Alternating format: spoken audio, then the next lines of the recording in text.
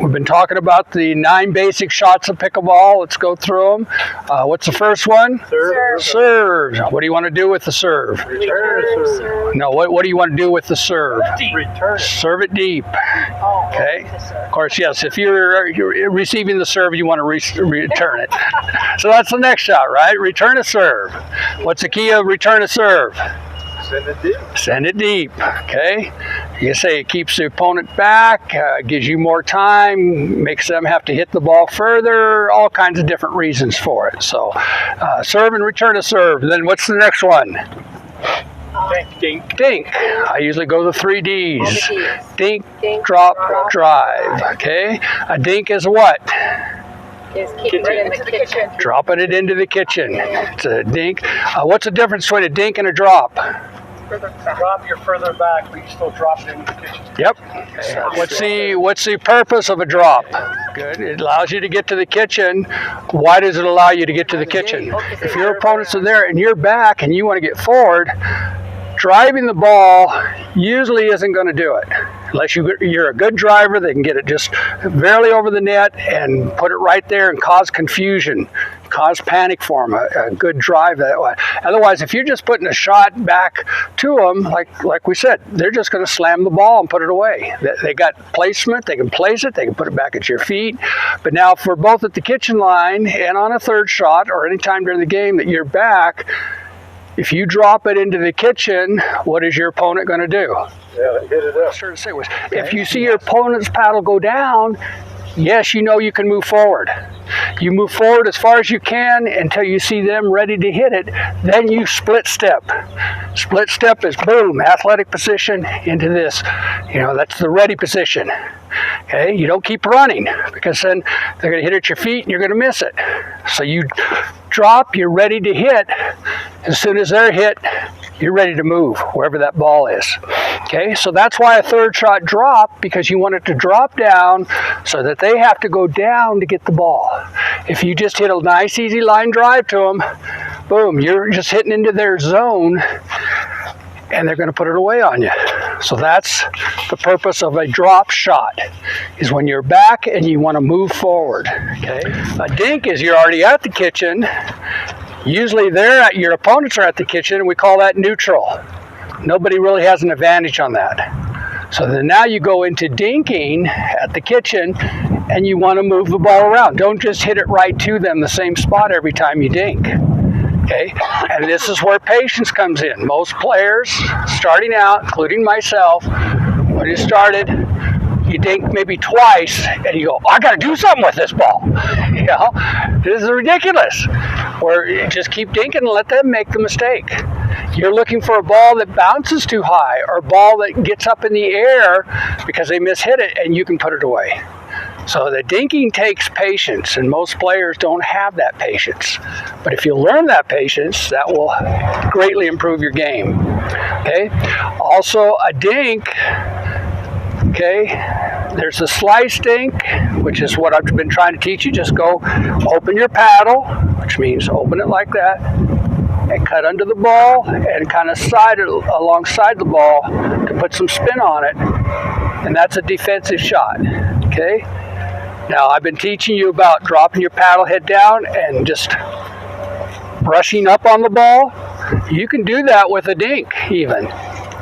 I wouldn't recommend trying to work on it right now because you got so many other things to learn, but eventually you can put a top spin on the ball, which is more of an offensive shot.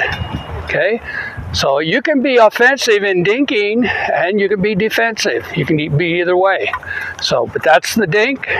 The drop is just the same kind of shot, just further back, and you can step into it to give some more momentum. So the dink, drop, drive. So I'm in ready position. The ball's coming to me. I'm going to do the 3 steps. One is what? Lay the paddle down.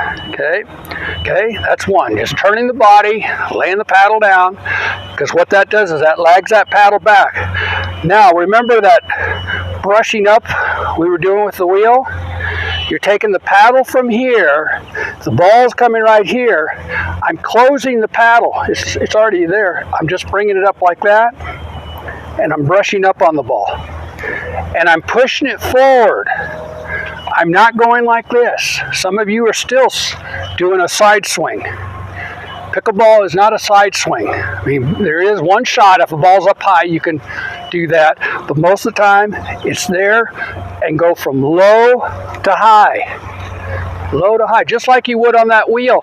To spin it, you have to go brush up on it and keep the paddle on it so it spins the wheel. You do the same thing with the ball. Brush up on it and come in here and then throw it up over your shoulder. So it's 1, 2 is the contact, closing the paddle if you want top spin, coming up on it and go from low to high. Right through here is the hitting zone. Okay, remember, I'm going to have you do the bucket drill today just to see how you do. But the bucket drill is, remember, is this, throw the water out, so you're going like that.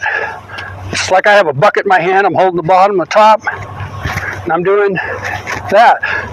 Okay, and then throwing from low to high. Okay, I'm not doing this.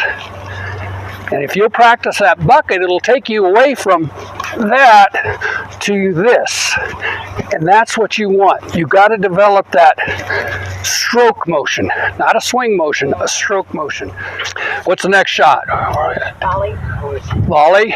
Okay, we work on volleys, which remember is a lot just, especially if you're up here at the kitchen line, it's just flicking the ball almost.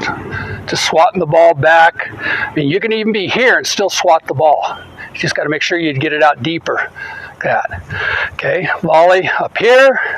If it's in the middle section, you're going to drop your paddle and you're going to brush up on the ball. See how that motion? Just I'm closing the paddle, brushing up on the ball, and I'm not going like that. I'm going up on the ball and pushing it straight forward. I want it to go forward. If I do this, you're guessing where the ball's going to go. Semi-volley now, it's like we worked on last week. Got 2 ways to do it. If it's kind of a slower volley coming at you, or semi-volley, it hits the ground. You have time to get set up. Go ahead and use that, I call it that 90-degree angle, lock your wrist. That, because if you don't lock your wrist, you'll tend to flick it. Anytime it gets down here, we all tend to want to flick to get it back. Okay, but if you do that and then just push it back, this down here usually will be an open paddle. Because it's more of a defensive shot, you're just trying to stay alive. So you open the paddle, put it back, kind of lead with your hand to get a little side slice as well as slice underneath it. Do that same way, open. Okay, you have time to do that. Move your feet and adjust it.